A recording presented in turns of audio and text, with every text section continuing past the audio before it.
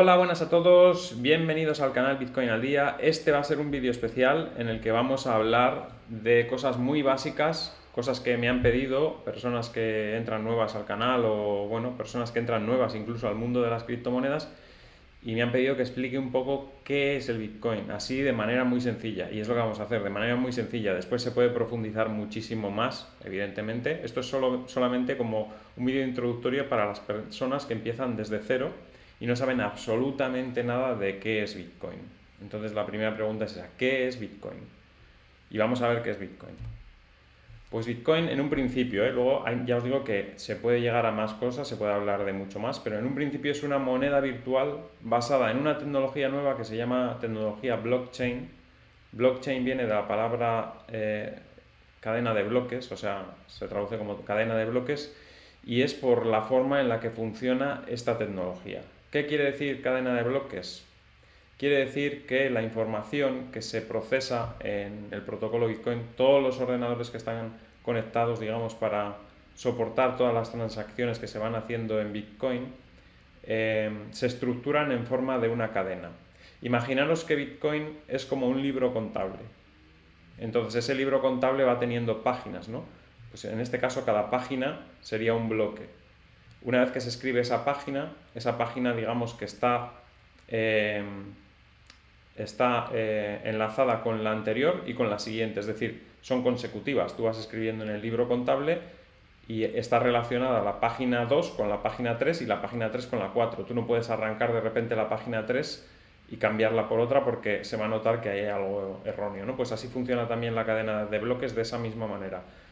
Un bloque está relacionado con el anterior y con el siguiente, por lo tanto, una vez que ya está establecido ese bloque en la cadena, no se puede modificar de ninguna manera porque tiene esas relaciones anteriores y posteriores, por lo cual es algo que queda ahí inamovible para siempre. ¿Qué es lo que hace que sea inamovible para siempre? Pues la gran cantidad de procesamiento que tiene la cadena, es decir, todos los ordenadores que están procesando esa cadena de bloques, esta nueva tecnología, hacen que sea prácticamente imposible modificar nada porque tendrías que modificar algo en un bloque en concreto sin que dé tiempo a cambiar lo que va a haber en el bloque siguiente. Es decir, si tú quieres modificar algo en un bloque, tiene que ser tan rápido y en tan poco tiempo que no tienes poder de procesamiento suficiente y tendrías que tener un montón de dinero para tener más de la mitad de los ordenadores a tu disposición para cambiar algo en la cadena de bloques. Eso es lo que le hace tremendamente fuerte a esta tecnología. Bien, si habéis entendido esto, que es como un libro contable y que hay mucha seguridad, enseguida entenderéis por qué tiene el valor que tiene. Pero vamos a seguir adelante porque eso será algo más avanzado. Esta moneda virtual, basada en esta tecnología nueva que se llama blockchain, fue creada por Satoshi Nakamoto en 2009. ¿Quién es Satoshi Nakamoto? Pues no se sabe. No se sabe. Hay gente que dice que es una persona, hay gente que dice que es un grupo de personas, hay gente que dice que quizás hasta sea el gobierno americano o alguna agencia secreta. Bueno, el caso es que Satoshi Nakamoto, tal como Satoshi Nakamoto, se relacionó con otros desarrolladores de Bitcoin. Es decir, él buscó gente que colaborase con él para desarrollar esta tecnología. Entonces, él hablaba con ellos a través de email y no parece que fuese más de una persona, porque la forma en la que hablaba siempre era la misma y tenía una cierta forma de hablar que no parece indicar que sean más personas. Pero hay teorías para todos los gustos y hay gente que cree que es una agencia americana y hay otras personas que creen que es un grupo de personas que tomaron ese seudónimo, pero yo estoy convencido de que era una persona porque en todos sus emails tenía la misma forma de expresarse, ¿no? Desapareció en 2011, mandó un último mail y digamos que dejó libre a su creación, dejó libre a Bitcoin, que yo creo que es lo que mejor pudo hacer, porque una de las diferencias que hay con Bitcoin y con el resto de criptomonedas es que Bitcoin no tiene dueño, mientras que otras criptomonedas tienen dueño, entonces están sujetas a las decisiones que puedan tomar esas personas. Aquí no, aquí Bitcoin no tiene dueño y eso es un valor muy importante, ¿no? ¿Qué pasó con Satoshi Nakamoto? No se sabe. Desapareció. En teoría hay una billetera por ahí que se supone que es suya, que tiene 900.000 bitcoins. Por lo tanto, si no los ha tocado, puede ser por varios motivos. O primera, que no tiene ningún interés por el dinero, o bien porque tiene suficiente o porque no le interesa. o ya tiene su vida resuelta, o le ha pasado algo realmente y ha fallecido o lo que sea y esa cartera se ha quedado ahí porque no tenía nadie a quien dejársela, o simplemente perdió las claves privadas, porque hay que tener las claves privadas para acceder a las billeteras y si las has perdido, pues no puedes acceder. No se me ocurre otra cosa que haya podido pasar porque cualquiera con 900.000 bitcoins en su cartera, aunque no quiera venderlos porque piensa que es lo mejor que hay, si necesitas aunque sea 3 o 5 para comprarte una casa o lo que sea, algo hubieras sacado. No lo dejas ahí parado 900.000 bitcoins sin tocar nada. O sea que yo creo que las opciones son esas que he comentado. Bueno, seguimos adelante. Aparte de ser una moneda virtual, es descentralizada por lo que hemos comentado. Su dueño desaparece y nadie controla el suministro de bitcoins. Los bitcoins tienen un protocolo preestablecido y así es como se funciona. Nadie puede cambiar las reglas del juego porque ya se establecieron desde el principio. Y una de esas reglas del juego, la más importante de todas, es que la emisión de monedas está predefinida desde el principio. Desde el principio se sabe que va a haber 21 millones de Bitcoin y no más. Entonces eso es una decisión muy importante que ya se tomó al principio y que ya no se puede modificar. Es decir, todo el mundo conoce las reglas del juego desde el principio y no te las cambian en el medio de la partida.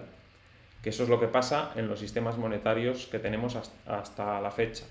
Los bancos centrales te cambian las normas del juego en medio de la partida.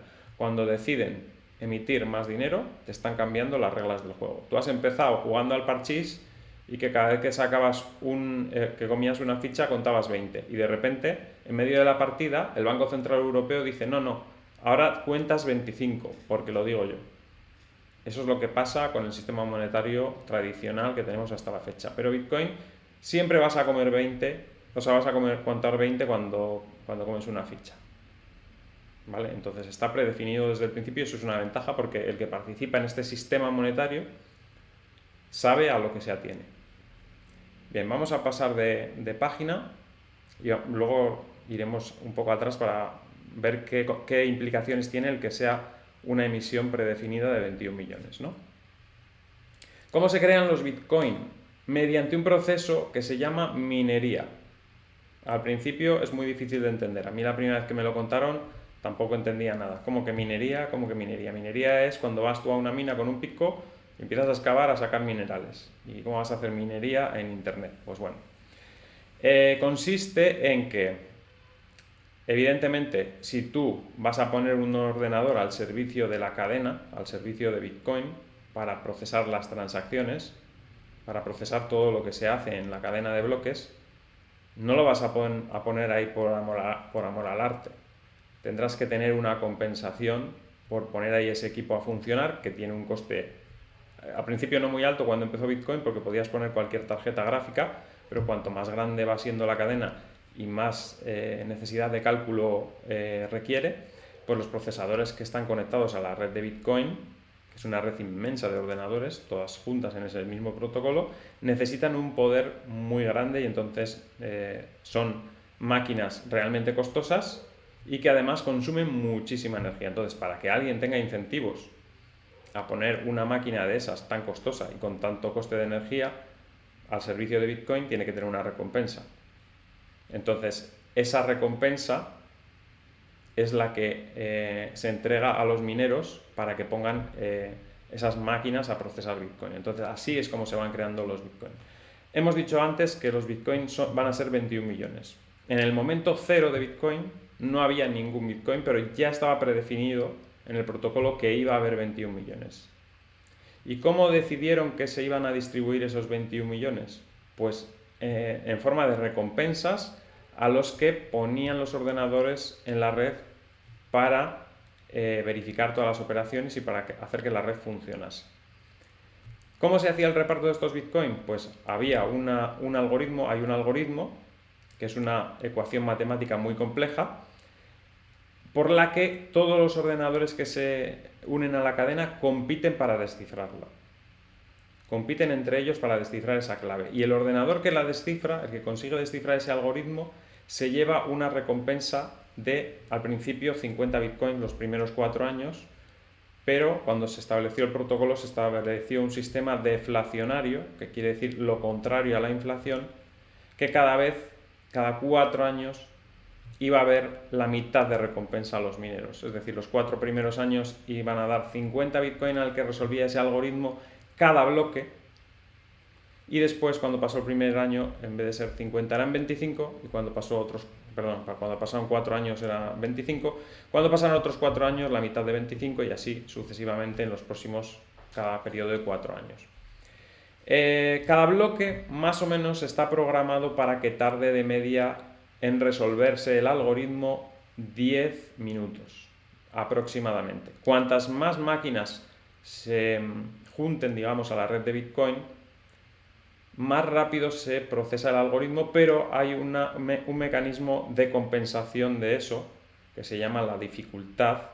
La dificultad del problema matemático aumenta cuando hay más ordenadores conectados y se recalcula cada cierto periodo para garantizar que cada bloque tarda aproximadamente 10 minutos siempre, independientemente de los ordenadores que hayan conectado.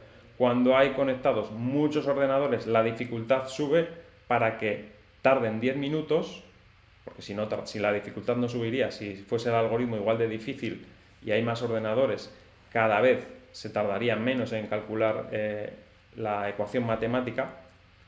Pues para que eso no ocurra, periódicamente ajustan la dificultad y hacen que cada 10 minutos aproximadamente se descifre un bloque, y con ese bloque va una recompensa de 50 bitcoins, que es la forma en que se crean bitcoins nuevos. De los 21 millones que había en el momento cero, digamos, apartados como en una caja, se van sacando 50 y se entregan al que resuelve ese algoritmo. Aparte de esos 50 bitcoins, en cada bloque hemos dicho que era como una página de un libro contable, en lo que va apuntado todas las operaciones que se hacen en esos 10 minutos en la cadena de Bitcoin. Pues pone que la cuenta XV35 200 no sé cuánto, todo el numerito ha pasado 0,01287 bitcoins a la cuenta y así todas las transacciones que hay en esos 10 minutos están como escritas en ese bloque o en esa página contable. Entonces, esas operaciones, cada una tiene una comisión. Esas comisiones también van para el que ha descifrado ese algoritmo, es decir, le dan la recompensa que está programada por el sistema más las comisiones que se han generado en esa hoja de cálculo, en ese bloque. Y una vez que el bloque está terminado, digamos que toda la red verifica que ese bloque es correcto, es decir, el que descifra el algoritmo dice: estas son las operaciones que ha habido en estos 10 minutos. ¿Vale? Todos los demás nodos, que se llaman, todos los ordenadores que están conectados a la red, verifican que esas transacciones son correctas porque ellos también las tienen, esa copia. Y una vez que la mayoría de la cadena dice sí, estas transacciones son correctas, como que se encapsulan en un bloque y se cierra ese bloque y queda ahí enganchado en la cadena con el bloque anterior. Inmediatamente se inicia otro bloque en el que se vuelve a empezar a anotar todas las operaciones que hay en la cadena como si fuera un libro contable. Así es como se crean los Bitcoin, ¿vale? Bien, seguimos. En mi opinión, esto es mi opinión, Bitcoin es un sistema monetario. Un sistema monetario es pues una forma de organizarte. Vamos a ver, por ejemplo, cuando antiguamente se hacían intercambios, si tú haces trueques, porque tú tienes gallinas y otro tiene lechugas, pues es muy complicado hacer los intercambios, porque, a ver, yo no quiero que me des 15 lechugas por una gallina, ¿yo qué hago con 15 lechugas? Entonces, tienes que montar un sistema en el que todo el mundo pueda participar de forma sencilla. Eso es un sistema monetario, ¿no? Desde mi punto de vista, así, para explicar de forma breve, ¿no? Entonces, en mi opinión, Bitcoin es un sistema monetario porque proporciona todo lo que un sistema monetario tiene que tener, ¿no? Que es, pues, una unidad de cambio, ¿no? Que es el Bitcoin, que la gente la acepte y que te permita intercambiar bienes y servicios a través de ese sistema monetario. Pero el sistema monetario de Bitcoin tiene unas condiciones muy especiales que están predefinidas, como hemos dicho, y parte de esas condiciones es que son 21 millones de Bitcoin solamente. ¿Y esto qué implica? Que es un sistema que no es inflacionario, porque no va a venir el banquero central de turno a decir que va a imprimir más monedas, porque ya está establecido, no nos tenemos que fiar de nadie, no tenemos que estar con miedo de que venga un banquero y de repente nos devalúe nuestra moneda, porque ya el sistema es automático, está en el protocolo del Bitcoin. Nadie nos va a venir a tomar el pelo diciendo que ahora nuestro dinero vale la mitad. Entonces es un sistema monetario en ese sentido justo, porque tiene las condiciones ya predefinidas y no te tienes que fiar de una persona. Por eso pongo ahí que sin intervención externa. No te tienes que fiar de nadie. No tienes que decir, a ver qué tal se porta este banquero central, que no nos suba los tipos de interés o que no nos imprima más monedas porque las que tenemos entonces van a valer menos. Aquí no necesitas no tienes ese miedo, no necesitas confiar en una persona, no dependes de una persona. Por eso es un sistema monetario tan interesante, ¿no? Tendríamos que hablar mucho más de esto, pero como es un nivel básico no vamos a comentar mucho más. ¿Cómo se puede conseguir Bitcoin? Minando, ya lo hemos dicho. Hay una recompensa para los que participan en el proceso de minería, lo que pasa es que es un sistema costoso. Al principio era muy sencillo, con una tarjeta gráfica de un ordenador viejo había gente que estaba minando y encima te daban 50 bitcoins, que alguna gente dirá, joder, 50 bitcoins, una barbaridad. En aquel momento no valían nada. De hecho, los primeros años es que ni se intercambiaba hasta que alguien empezó a cambiarlo por alguna cosa y recientemente hemos tenido el Pizza Day. Hasta que no pagaron 10.000 bitcoins por una pizza, pues no tenía un valor, no había un precio, no había nada con que compararlo. Es decir, 50 bitcoins no eran nada. La gente ponía el ordenador allí y solamente con la esperanza de que fuese algo que igual en el futuro servía para algo, pero nada más, ¿no? Pero ahora ya sí, ahora ya todo el mundo sabe que tiene valor y hay empresas, ahora son las que se encargan del minado. Ya no puede ser una persona desde su casa con una tarjeta gráfica. Ahora hay empresas privadas que tienen millones de inversión, un montón de millones de inversión, que se dedican expresamente a minar Bitcoin para conseguir esos Bitcoin, ¿no? Hay unos aparatos de minería especiales que, bueno, cada vez son más sofisticados, hacen los cálculos matemáticos más rápido. Es un mundo, ¿no? Pero bueno, es una de las formas de conseguir Bitcoin, difícil para las personas de a pie, pero es una de las maneras. Otra manera, peer-to-peer, persona a persona, par a par. Es decir, tú puedes llegar a un acuerdo con una persona que tenga Bitcoin, le puedes dar dinero y él a cambio te da Bitcoins.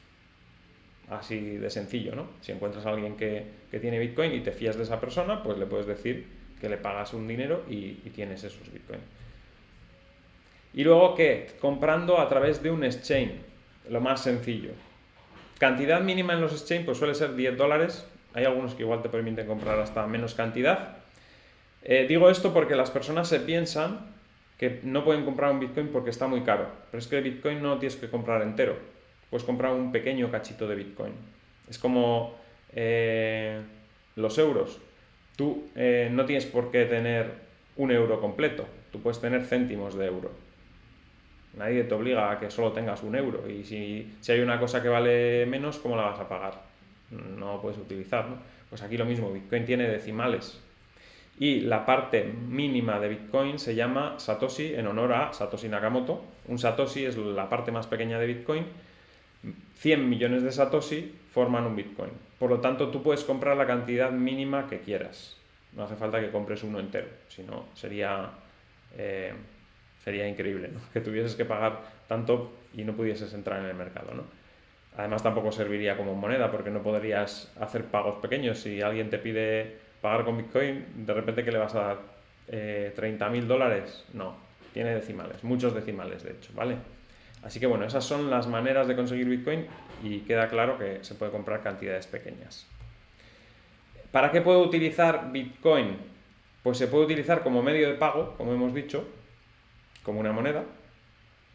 En algunos países ya es moneda de curso legal, en El Salvador y República Centroafricana. Bueno, República Centroafricana todavía no sé si está establecido, pero ya está aprobado. En El Salvador sí. Con lo cual ya en esos sitios lo puedes utilizar tranquilamente como medio de pago porque te lo tienen que aceptar. Y en otros sitios, pues mediante tarjetas de crédito Visa, que emiten algunos intercambios de criptomonedas, también se puede utilizar las criptomonedas que tengas, Bitcoin en concreto, ¿no? También. Así que bueno, es un medio de pago. Y también es reserva de valor. Entendemos que es reserva de valor porque si es un sistema monetario en el que solo hay 21 millones de monedas y no va a haber más, quiere decir que con respecto a las monedas fiduciarias, que son el euro, el dólar y todas las monedas que conocemos, a lo largo del tiempo tiene que tender a valer más. Porque euros, dólares, etcétera, cada vez se imprimen más. Históricamente siempre se ha imprimido. Hay veces, épocas en las que se imprime menos, pero a la larga otra vez se vuelve a imprimir y se vuelve a imprimir y se vuelve a imprimir en el proceso que se denomina inflación. Eso produce inflación, esa impresión de dinero constante que hacen los bancos centrales. De hecho, el dólar desde, no sé, de los últimos, no sé si 30, 40, 50 años se ha depreciado en el 98% de valor. Eso quiere decir que Bitcoin en ese tiempo se hubiera incrementado el precio un montón comparado con el dólar porque Bitcoin se ha mantenido estable en 21 millones y la cantidad de dólares que se han imprimido desde hace 20, 30, 40, 50 años es brutal, ¿no? Por eso se puede considerar como reserva de valor. Bien, ¿y para qué puedo utilizar Bitcoin también? Para transferencias, transferencias además internacionales, porque las comisiones son pequeñas, sobre todo si son operaciones muy grandes, y las operaciones son prácticamente inmediatas. Y cantidades enormes de dinero, pues llevarlas de un sitio a otro del mundo sin ninguna restricción, ¿no? Puedes mandar una billetera que está, yo que sé, no sé por dónde decir, desde Europa hasta Asia y no hay problemas. Y tú puedes llevarte tus Bitcoin a cualquier sitio también, porque simplemente con llevarte un pendrive donde están las llaves privadas ya tienes ahí Bitcoin en cualquier sitio, o simplemente en un papel. Tú si tienes las llaves privadas de tu billetera de Bitcoin apuntadas en un papel y tú te lo llevas de aquí a otro país, el Bitcoin lo tienes allí, lo tienes donde están tus llaves privadas, ¿vale? Así que bueno, es fácilmente transportable, como veis, y se puede utilizar para varias cosas. ¿Por qué se compara con el oro? Pues porque es un activo muy escaso, como hemos dicho, solo hay 21 millones. De hecho, no es que sea escaso, es que es finito. No hay más. El oro es escaso, Bitcoin es finito. Entonces, por eso se le compara y porque tiene todas las demás características que puede tener el oro. Se puede utilizar como moneda. ¿Por qué se puede utilizar como moneda? Porque la gente percibe la seguridad de poder traspasar valor a través de la blockchain. Cuando tú tienes algo que es tan seguro como Bitcoin, que te permite traspasar valor de una persona a otra en cualquier sitio del mundo a cualquier hora, eso tiene un valor muy grande. Esa seguridad de que tú puedes traspasar ese valor y que la gente reconoce ese valor. Por eso es un sistema monetario. Daros cuenta que la gente le da valor a los dólares y a los euros, aunque sea un papelito dibujado, porque tú sabes que la gente lo va a aceptar como dinero. Y aquí es lo mismo. Tú sabes que la gente va a aceptar Bitcoin como dinero, como valor, porque sabe que es una manera segura de poner valor de un sitio a otro. Porque nunca se ha hackeado la red de Bitcoin, entonces la gente sabe lo seguro que es. Por eso se compara con el oro también, ¿no? ¿Por qué más se compara? Pues porque tiene muchas cualidades que tiene el oro y alguna más. Porque, por ejemplo, es mucho más divisible que el oro. Tú no puedes ir con pepitas de oro a pagar a una tienda de golosinas y con satoshis sí puedes pagar, ¿no? Y bueno, en general, pues la escasez que tiene, ya digo, es un factor clave, la seguridad que tiene es un factor clave, el que la gente lo reconozca como como valor también. Y bueno, eso es un poco así como la gente lo ve, como reserva de valor también, igual que el oro, ¿no? El oro también la gente lo ve como reserva de valor, como valor refugio cuando las cosas van mal. Y a la larga, pues en teoría, al ser un sistema monetario deflacionario, debería comportarse mejor que las monedas fiat. Así que bueno, en ese sentido, por eso es comparado con el oro. Y hay una pregunta que se hace mucha gente, que si consume mucha energía Bitcoin. Es un debate que hay, que el protocolo para minar los Bitcoin, para establecer esa red que va marcando las operaciones en esa especie de libro contable, que si consume mucha energía. Pues hombre, hay estudios que dicen que la energía que consume no es tanta como se piensa. Además, se está avanzando mucho en utilizar energías renovables para todo el proceso de minado. De hecho, se dice que ya más del 50% del proceso de minería se hace con energía renovable y que incluso el Bitcoin estaría impulsando a las energías renovables porque les interesa a los que minan Bitcoin hacerlo con energía renovable para no tener altos costes, ¿no? Así que incluso creo que está apoyando a que la energía renovable cada vez sea más utilizada, ¿no? Así que bueno, eso de que consume mucha energía, hay estudios que indican que no es así, que simplemente es una acusación que se le hace, como otras tantas que se le hace a Bitcoin, para intentarlo desprestigiar, porque evidentemente va en contra de todo lo que está establecido hasta la fecha como sistema monetario, y por eso pues le atacan un poquito por ese lado, ¿no? ¿Cuántas criptomonedas existen? Pues actualmente pone ahí que hay más de 17.000, yo creo que hay más de 19.000, pero bueno.